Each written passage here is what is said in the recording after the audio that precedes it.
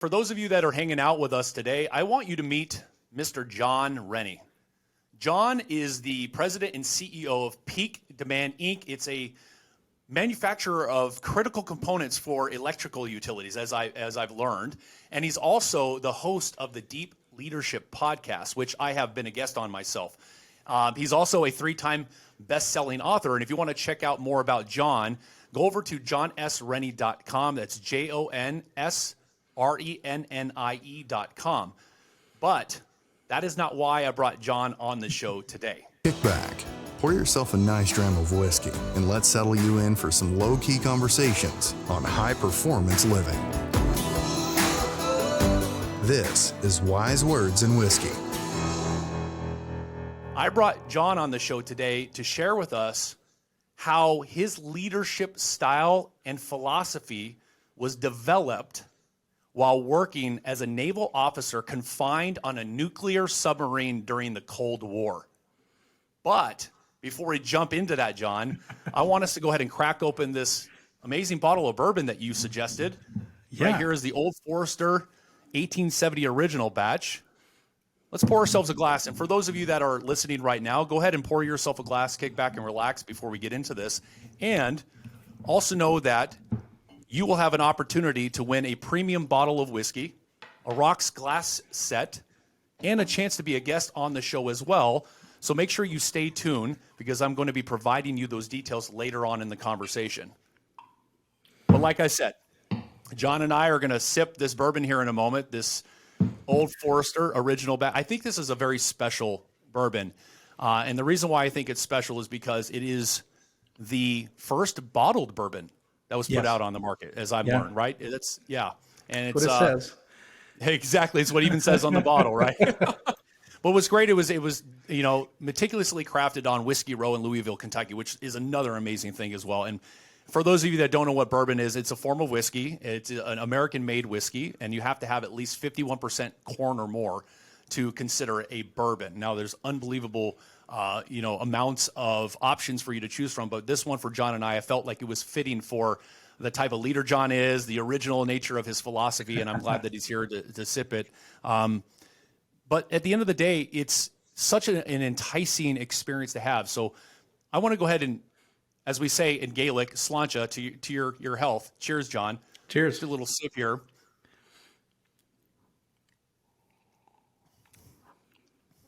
Oof. We're sipping this neat.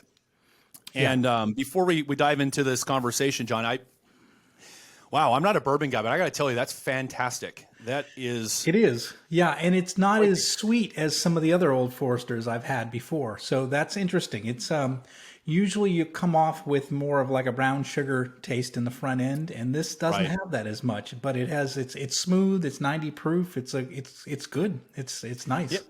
Yeah, absolutely. And what I love about it, now, just for the audience's sake, so they can understand, some people who are listening probably don't even know what neat means. Neat just means straight out of the bottle. Yes. It means that there is no introduction of any elements like water or ice. So we're not diluting the whiskey.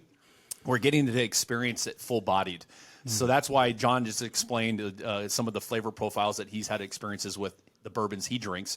But you know what I get off this one is I get like a really nice oak right at the front. Yeah, it's that's almost what you taste. Yeah, right. You get that oak, but it's like a warm, lingering mellowness that kind of follows it with some minor sweetness. I almost got it like a honeysuckle that kind of comes along with that. Yeah, it's definitely not same thing. It's not a very strong, sweet taste that you taste with some of the other actually Old Forester products. It's actually it's more of the oak side and very, very light sweet taste on the front end. Yeah. Oh, it's fantastic. Absolutely. I mean, it's again, not being a bourbon guy, I'm more of obviously single malt Scotch is my go-to. But I like whiskey in general. So I'm really happy that we get to experience this. But anyway, like I said, nice.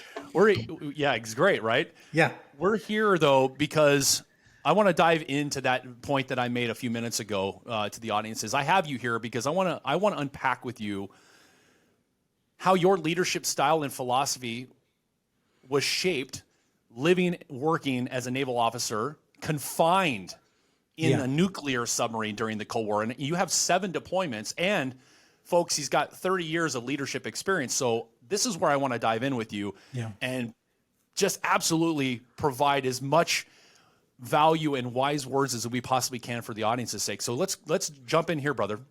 Yeah, absolutely. It's funny because I really never thought too much about how my leadership style was different than anyone else. I did 22 years in corporate America. I led 8 different manufacturing businesses, and I noticed that my businesses did better than my peers. We always set records in terms of revenue, sales, EBIT. We grew our business and we did well, but it was all because I had great teams working for me. But it's really where I got towards later part of my career. I realized that a lot of the foundational things I learned on how to work with people came from those formidable days under the ocean, working with a team that we deployed with. And as you mentioned, I made seven patrols during my time. And when you're deployed on a submarine, it's almost like being on the International Space Station. You go there, you lock the doors, and you're with that same crew for, in our case, it would be just over 3 months, maybe about 100 days that we would operate under the ocean with the same crew, 155 guys. It was at the time, it wasn't, co-ed. So it was 155 guys under the ocean for, all those days. And if you had a person that you had a problem with, right, you couldn't, say you had a sailor that you had a problem with, you couldn't fire him. You couldn't get rid of him. You couldn't move him to another department. You had to figure it out. You had to work with what you were given with, what you deployed with. If you had a peer that you didn't get along with, guess what? You're locked in a metal tube for those 100 days. That you got to figure it out. You've got to figure it out. You got to work it out. And same thing with the skipper. You had a problem with the skipper, the XO. You got to work it out because you're not going to. There's no avoiding it. And in the submarine, the spaces were very tight. So you couldn't avoid a person that you had a problem with. So what I learned is how to work with other people in a high stress environment, and achieve a mission and get everybody home safely. And we did this in the tight confines of a metal tube. And then so when I got into the corporate world, it was just made sense. It was the natural things I did, and it just sort of extended into the business world.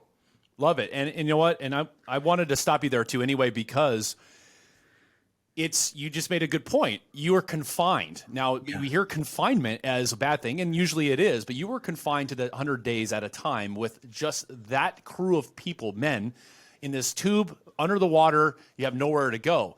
And there's a huge difference, because what I see when it comes to leaders that tend to rule with an iron fist at work or at their companies, the managers that do that more in a staunch, black and white way, they have the luxury of going home at night, getting away from their subordinates, and kind of letting off the steam. Maybe they drink a glass of whiskey or whatever it is. Right. But at the end of it, you didn't have that luxury. So I hear you with what you're saying, John, and I love that you're taking it as an opportunity to share with people. Here's what I learned. Here's what helped develop my own leadership style. But there's something deeper in you, though, that is it more innate, I would say, which is why I brought you on to have that conversation around confinement in this tight space, developed a specific, unique way in which you philosophize and lead people from the military, now even in the companies that you run and have for the last 30 years. There's something even more innate inside you that I think is imperative for us to share, because there are plenty of people that, being combat arms myself, there are plenty of people that go to the military, go to war, come home and don't succeed in life. They don't take those military leadership skills and apply them. You have a different demeanor. Your disposition, it exudes this very grounded, focused, understanding type of personality, but at the same time, one of those guys that you don't fuck with if when the leader needs to come out and get stuff done, which is why you have success in your companies. You are the one who always wins awards. You're the ones always ahead of the power curve when it comes to competition. Let's go a little bit deeper into that part of you. How the confinement that you experience really birthed that innate nature that is Jon Rennie, and why you are a leader the way you are now, when many leaders actually don't know how to do it right. Yeah. I think one of the things there's a couple of things. One, I'd go back to how I was raised. I was raised in a very blue collar environment. Everybody in my, from my grandparents to my great grandparents, everybody was a blue collar worker. And I come from Manchester, New Hampshire, so a New England town, blue collar workers. So I had a very blue collar kind of work ethic mindset. So when I was deployed and I was around the sailors, the enlisted guys, senior enlisted, I fit in well with them. I worked manual jobs my whole life before I went in the Navy as an officer. So I really probably aligned more with the sailors than I did with the officers. So I enjoyed my interactions with them. I enjoyed getting to know them. I saw the value everyone brought to the crew. And I think that was part of it too, was so having that blue collar, having this respect for everybody, on the ship, that kind of translated when I came into the corporate world that everybody's important to the mission, right? We all just have different roles to play. And I saw that on the submarine. It was kind of interesting. The most dangerous job. So any sailor, the most junior sailor, can do something wrong and everyone dies. One person doesn't get out alive. We all perish, right? So if one person screws up. And one of the most complicated jobs we do on a submarine is getting rid of our trash. We shoot it out a small torpedo tube out of the bottom of a submarine. And the guy who does that is the most junior sailor. So the most junior sailor on our crew would open up a hole in the bottom of the submarine to shoot trash out the bottom, right? If he makes a mistake, we all perish.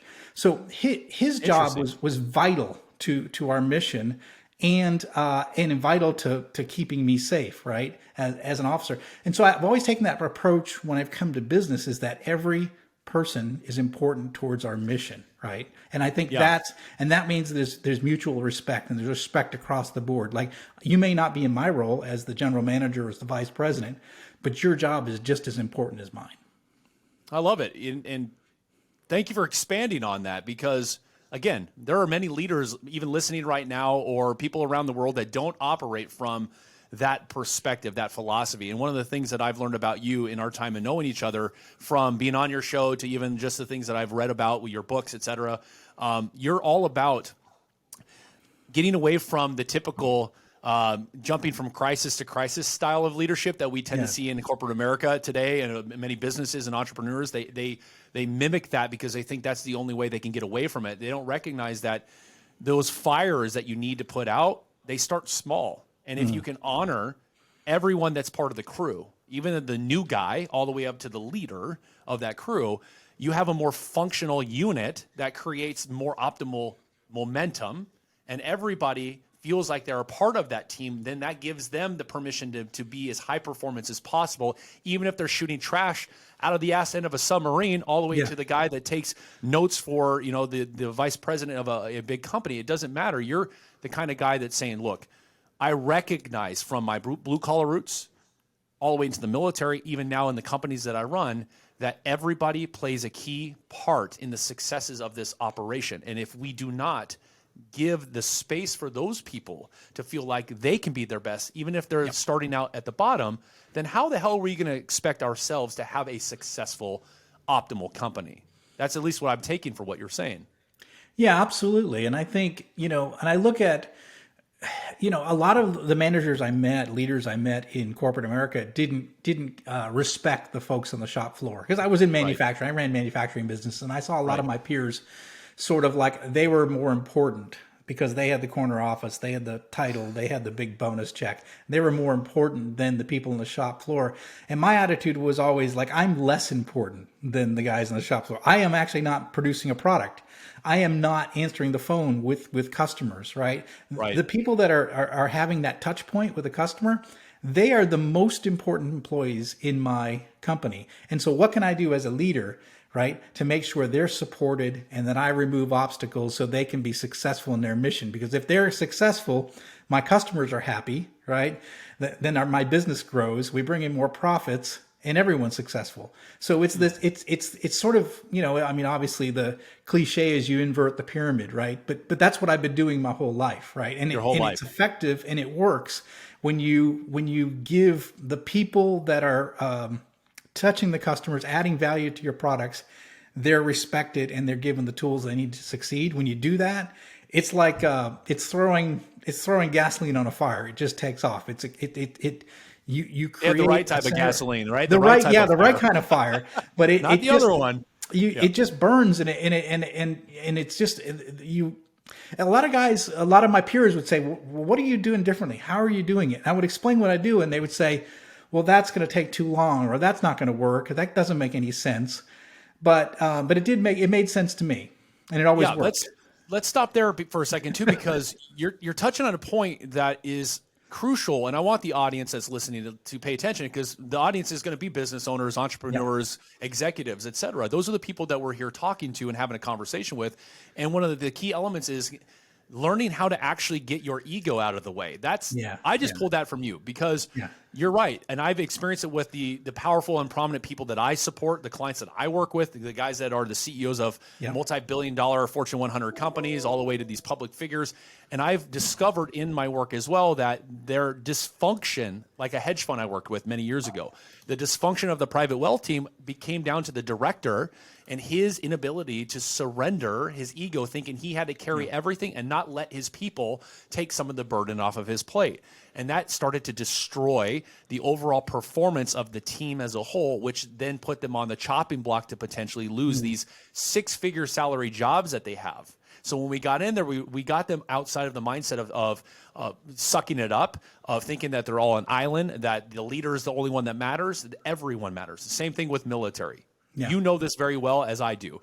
When you have a team in the military, when you allow your subordinates as a leader, when I was a team leader for a 60 mortar section and I took my guys to Iraq, I allowed my guys at the same time, because I was still recognizing, hey, I still feel like I'm one of them.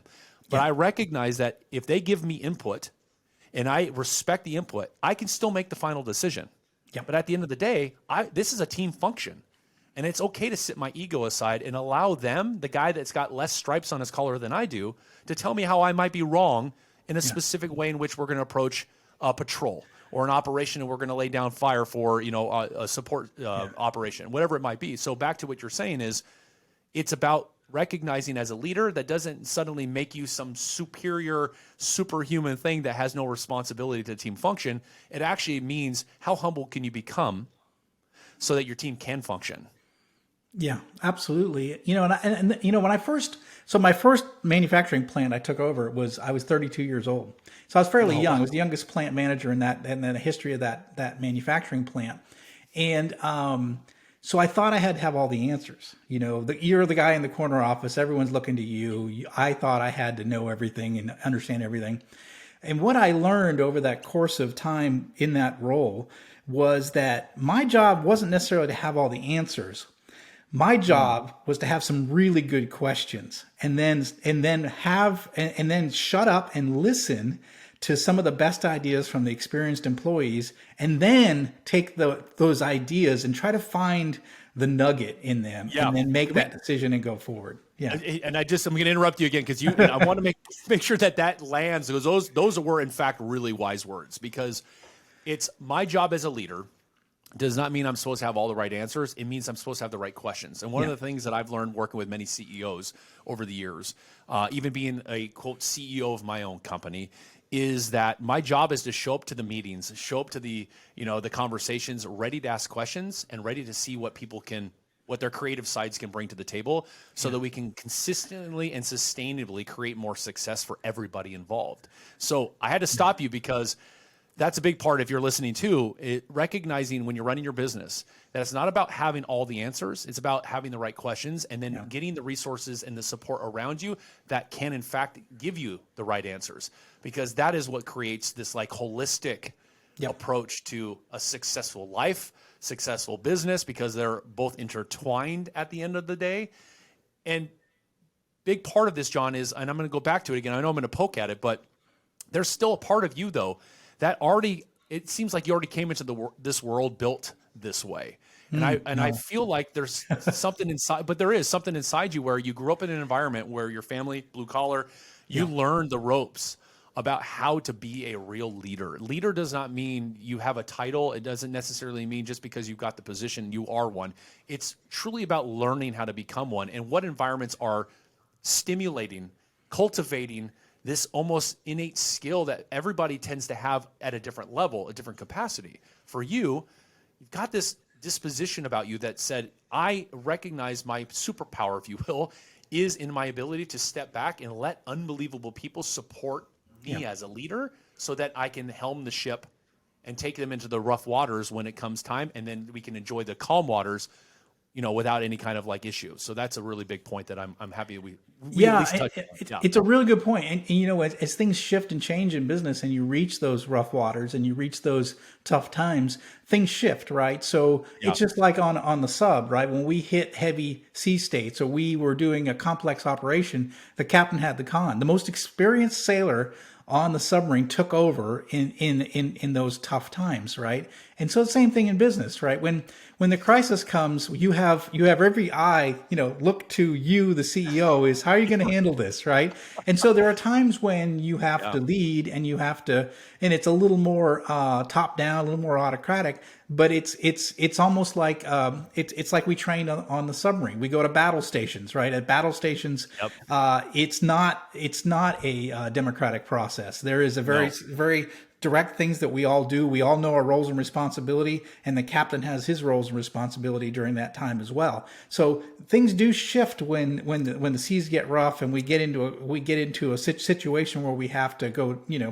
Where likely bad things can happen. You want your experienced captain to step up, and so whereas like you said, you can enjoy those times when the seas are calm, right, and give your people opportunities to lead and give them a chance to shine. But there are times when the leader has to take over, right, when the seas get rough, the business has some stress in it, when you got to deal with a major customer problem, or you have to deal with a decline in sales, or what's happening to our margins. You're jumping in there like, let's we've got to take care of this. Yeah. Your biggest thing is head on. And I love that about your philosophy. As I read about more of how you approach your leadership is, leaders run towards those fires when they start. They recognize when they actually are becoming a problem.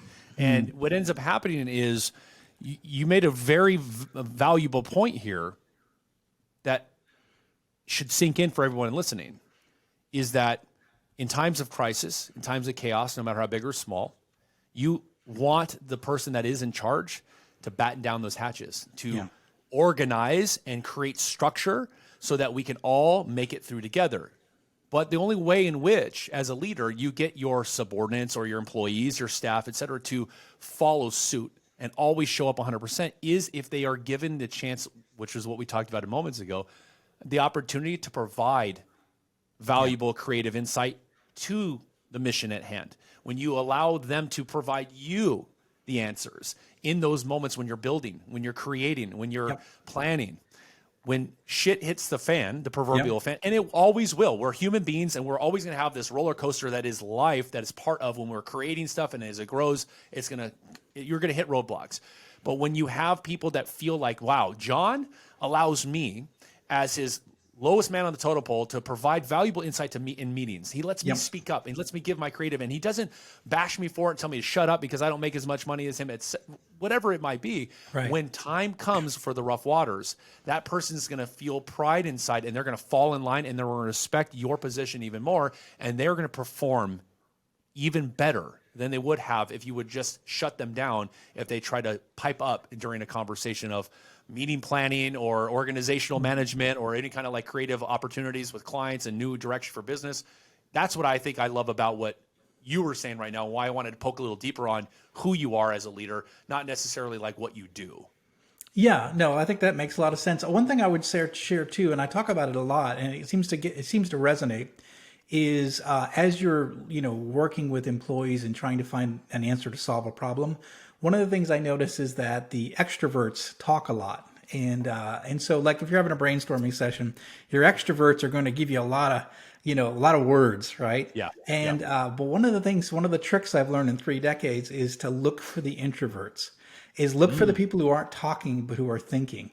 And I always want to make sure that I give them an opportunity to chime in, because what I've found, and this is just 3 decades of experience, it's not written in any book anywhere, but that the biggest nuggets that have taken my businesses to the next level have come from the introverts who were sitting there thinking while other people were talking. Now, I love extroverts too, but what I'm saying is there's some power.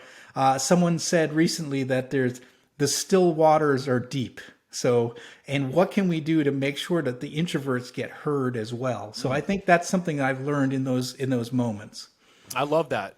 Wow, still waters are deep, and that's such a good point, because I was raised where my father taught us, three boys, that it's the quiet ones you got to watch out for. That's it. You know what I mean? It Yeah. was the talkers. There's nothing wrong with people that have the energy, Right. the extroverts that they participate. And I've been served in the military with the 101st Airborne Division. I had a lot of guys that are like that around me. At the same time, it's like, where is the balance to reflect, where you talk enough, but at the same time you think, and you create this sustainable balance where you can blend the two into the best possible outcomes for your leadership and your mission, your operation. And I love what it's so right. And again, if you are paying attention to Jon, pay attention to those that are thinking.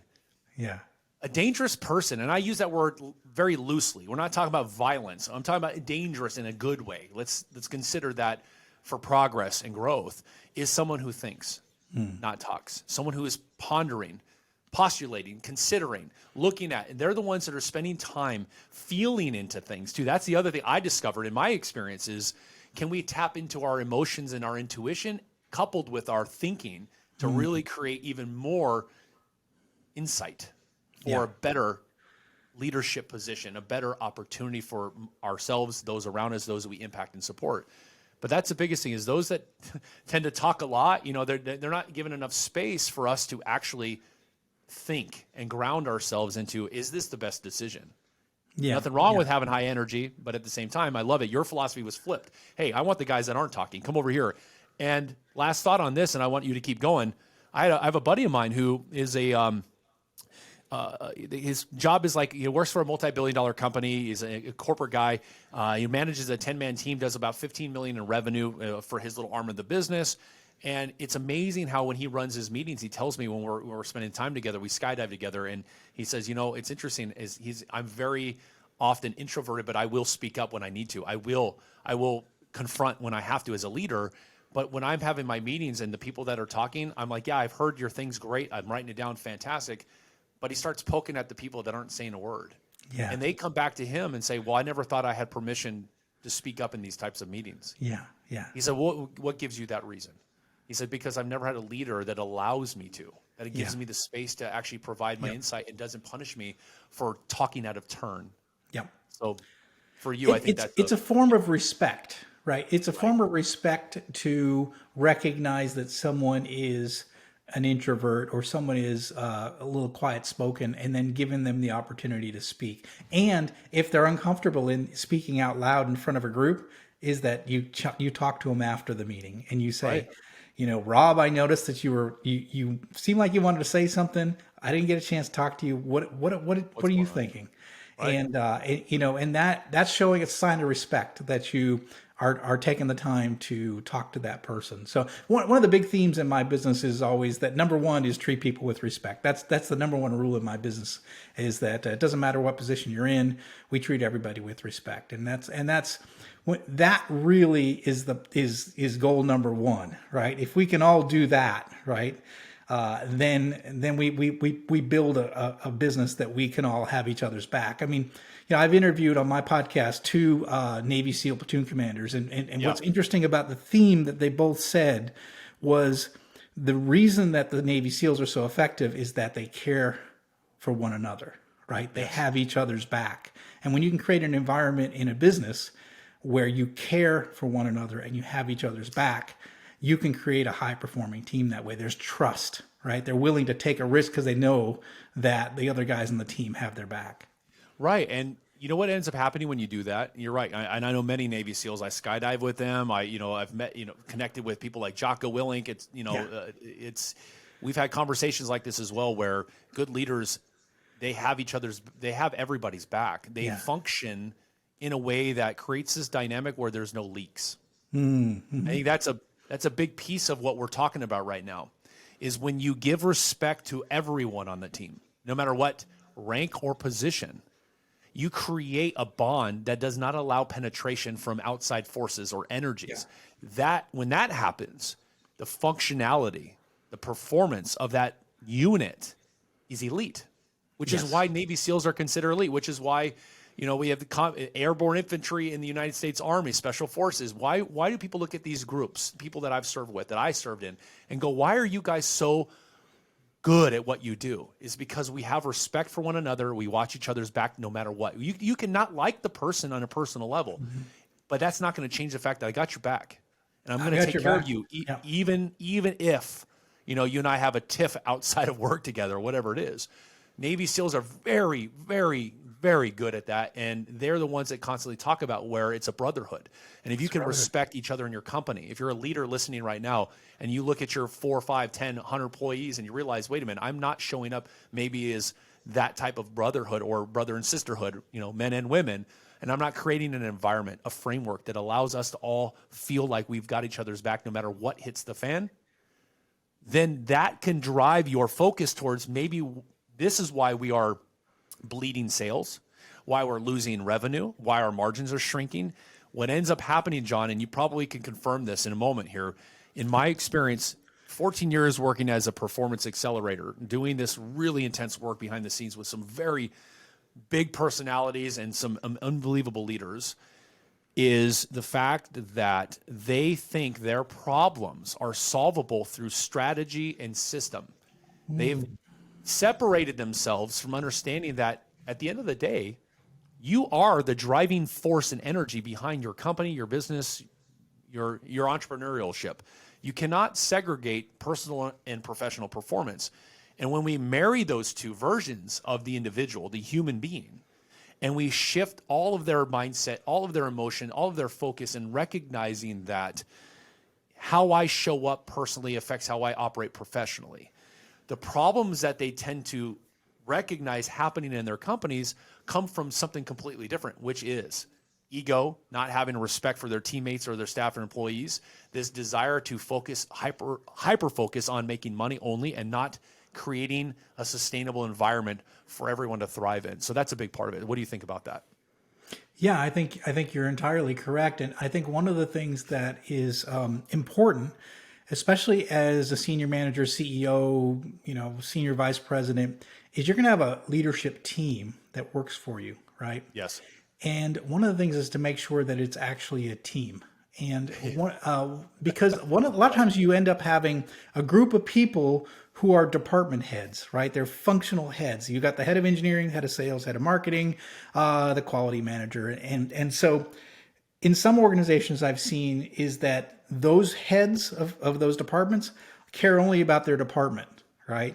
And when you build a leadership team, they care about the business. They care about the overall success of the business. Even sometimes if they have to sacrifice on their department to be able to achieve the business results. So they put the team first. They put the business first. They put the mission first and not just their silo. And I've seen a lot of cases where businesses failed in corporate where the silos had all the authority. The silos had the priority.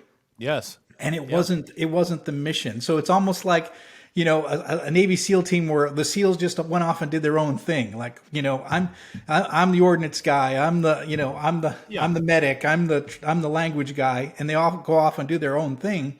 And that's not helpful. It's bringing those teams together towards the common mission. And I think that's in building a true leadership team. It's not just a group of higher managers. It's actually a team. Yeah, and a couple things there that I definitely am going to touch on. Number one, you're right. Building a leadership team means making sure that everyone, no matter what their position, recognizes that they are leaders themselves. Yeah. That's a big one. There's this common misconception in life in general that you have to have a specific amount of experience or position or a title to be called a leader. Not true at all. Yeah. We are all leaders in our own lives every single day. Yeah. When you get up in the morning, when the alarm clock goes off, when you make your bed, when you set your intentions, your goals, when you focus, you approach life with fervor and desire, you're leading yourself first and foremost. You are a leader. So when you create a leadership team, being the guy that's in charge, okay, it's still that, and again, it comes back to this, I keep saying this, is environment. It's the environment that really does dictate so much for us when we're building our teams, when we're leading people, when we're leading our companies, is what type of environment do I want to provide the people that I call a team? And how do I want them to feel when they show up on a daily basis? We have a lot of managers and leaders out there that are learning quickly, I think now in the climate, that the way they operate doesn't work anymore. People are like, I'm done with you. Screw you. I'm out. I'm going to hold out for a better job, a better environment. I don't want to be treated the way I've been treated before, because you're not considering me the human performance element. You're just looking at me as a number, and you're focusing only on how do I serve you to make sure you look good in a certain way. So that's one point. The other part of it is going back to the dynamics in the team really do matter. It just does. I want people to recognize that how you treat. Let me back up here. Here's a good point.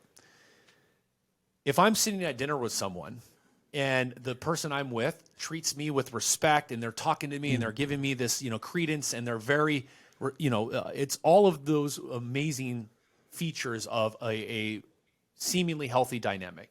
And then they treat the server like shit. Yeah. I'm not spending time with that person anymore.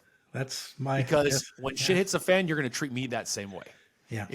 I look at it this way. When I was in the military and I got promoted and I became an NCO and I got put in charge, I was like, holy crap, I'm young. This is crazy. It's scary. But at the same time, I realized, I was one of them. And at the end of the day, I'm going to treat the janitor the same way I'm going to treat the CEO.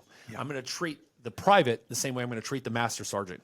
It all goes back to creating the right environments and giving people permission to know that they are leaders no matter what their position is. Yeah. To me, that's a big part of what you just said. And I think the people that are listening need to also take that into consideration when they are approaching their businesses, their corporations, their entrepreneurial spirit, whatever it might be. And one thing that's interesting, and having led a lot of different teams over the years, is that in our workforce are leaders, right? That may be a leader outside of work. So they might be a Sunday school teacher. They might be a baseball coach. They might be a football coach or whatever, but they might do something at their church. But at the end of the day, a lot of the people are leaders outside of work. But when they come into work, we say, no, put your leadership aside. We're going to tell you what to do. Right. And why would you not allow people to bring their full self to work and to tap into all of their skills and bring all of that to work? And you're going to have a more satisfied employee if they get a chance to do all the things that they're good at work that they do outside of work, right? And so they're going to be more interested in being part of a team where they can bring everything to work at all the time. And what ends up happening is that parlays into how your customers or clients feel when they are doing business with you, when they're connecting, because at the end of the day, leadership is a people business. It is a relationship business. It is. That's one of your philosophies you talk about constantly is we've got to recognize that leadership is not title. It's not position. It's people. It's relationships. And that's the disconnect that has been going on far too long in our world is that we try to disassociate the personal from the professional. We try to approach performance from metrics of accumulation and stats, and we forget performance is very fluid and dynamic. It has everything to do with how we show up, who we are, our personal philosophies, our values, our beliefs, our attitudes, our mindsets. And when we can give people the right, I would say, latitude, leeway to be their best leader from, being a preacher at a church all the way to a soccer coach, a baseball umpire, let them flourish. Yes, they come into work and understand the structure that is put forth to make a company be great. But they also know when I come into work with Jon Rennie, I know that I can still be me. And if I show up and go, John, here's what I think is going to happen. I do it with my kids at the baseball field. I'm seeing something here. You're not going to go, hey, I'm the one in charge. I don't want to hear from you. Fall in line and get your shit done. Right. You don't do that. Right. You're an anomaly. You really are, because there are a lot of leaders can learn from you on how to really approach this. You flip it on your head, the antithesis of what we think leaders are supposed to do, which is why I respect so many people out there that are talking about, hey, take a step back. Yeah. Sometimes solving problems is not about you finding the answers. Sometimes it's not about you being the guy that knows it and can get it done. It's about going, hey, junior guy over here, or hey, partner over here, what do you got? Let's put this fire out when it's small together, or let's celebrate the success together. Yeah. There's this huge missing component of realizing that everything's holistic. And if you don't approach it from that perspective and that attitude and that mindset, you're only going to screw yourself in the long run. Yeah, absolutely. Yeah. Yeah, I would say one thing too is that one is people are messy, and you have to recognize that as leader, right? You're going to get all sorts of different personality types, and you're going to get all sorts of quirks and hangups and past histories and what have you. But if you can put that aside a little bit and try to get the best out of everyone, you're going to be more successful at the end of the day. But I would say this is that there are some puzzle pieces that don't fit into your puzzle. You're going to find those employees, those managers, people that work for you that just don't fit into your organization. And so you do have to take action when you have someone that doesn't fit, whether they're a toxic individual, whether their integrity is questionable, whether they are constantly fighting with other employees. That's when you have to take action, and those people have to be moved to a puzzle that fits them better. So it's not that they're not valuable people. They are. They're just a puzzle piece that don't fit into your puzzle. Big thing right there. You're not about canceling them or firing them or getting rid of them, because I'm gonna tie this into some of my philosophy. Is you recognize the talent and the skill in that person, but the dynamic may not fit. So reorient the dynamic. Have a conversation. Here's the big thing. People are afraid to confront each other. We have a society right now that looks at confrontation as aggression and violent and not right. As leaders, our job is to confront. As people that aren't leaders, you're still a leader in your own right, like we said earlier, but your job is still to learn how to confront. Healthy confrontation creates results. Healthy confrontation breaks down barriers, roadblocks, creates resolution for blind spots. It allows people to get clear on what the problem might be sooner than later, because when you let something fester, that does affect performance. That does hurt your ability to get the job done. That's a big part of it. The other thing too is, I'm going to tie that to my philosophy, is recognizing that you will, if you have a team that functions based on, again, you're going to hire based off of who you are. Energetically, you're going to pull in similar type of personalities and people. And when one of those tends to be kind of like a miss, if you look at that and go, you know what, I'm willing to embrace the fact that this guy's got skill. This gal has skill. Let me see where they can be a better fit, because I know they can still add value to my company. If you approach it that way first, what you're essentially saying when it comes to the world of transformation is, I'm willing to look at what I would otherwise see as negative and find value in it. And a big part of my philosophy is when we talk about emotions. People say emotions, don't make decisions based on emotion. Okay, yes, but we see emotions as negative or positive. They're neither. Yeah. What we choose to do with them is what dictates the outcome and their impact. Yeah. So when you're making a decision with someone you think that doesn't fit for you, and people that are listening pay attention to this, is take a moment to sit in it, confront it, find the value in it, even though on the surface it may look bad, it may seem like it's not a fit, it may seem like it's dysfunctional, maybe it's not going to work out. If you give yourself that extra moment to take a step back as a leader in your own decision making and give value to what might actually be present there, you can then reappropriate that element, that teammate, that thing going on in your company, your life, in the right place, so that it only serves as a vessel for even better performance and better experiences.